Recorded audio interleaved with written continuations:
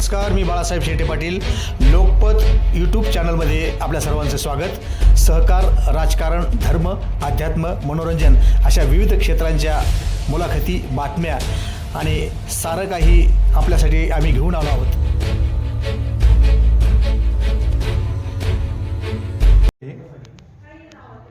त्यांची पांढरी गाडी, ते चौघजणं आल्यानंतर त्यांच्या हातात कोयता, ती नारळ कापायची कोयती, कुऱ्हाड येणे हत्याराने, त्यांचा माझा काही संबंध नसताना त्यांनी माझ्यावर हल्ला केला. माझा तो सक्का भाऊ आहे सुदाम साहेबराव ठोंबरे. जुन्या जमिनीच्या वादातून मोटर चालू करायला गेलो असता जुन्या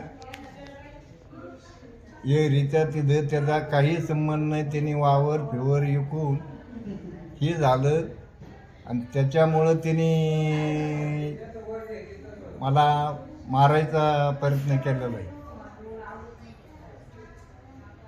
तेच काय मला काय सांगता येईल, उद्याच काही कारण एरियाच्या एरियात यायचं काही त्याचं काही राहिलेलंच नाही. तर त्याच काय ते काही करीन, काही पैसे जोरात म्हणतात जोरात काही कुठं नाही करतोय, सुपाऱ्या देतो, काही करतोय.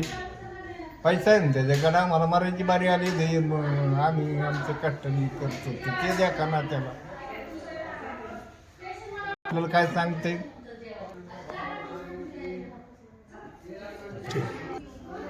लय झालं तर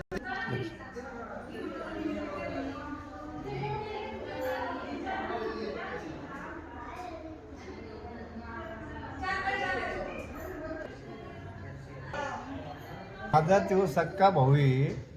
मी शिक्षण त्याचं केलं, त्याला नोकरीला हे केलं, ऊस तोडून मी त्याला पैसे पाणी सारं देऊन त्याने परत माझ्यावर आता रिटर्न झाला तर माझ्यावरच हल्ला चालू केला त्याने.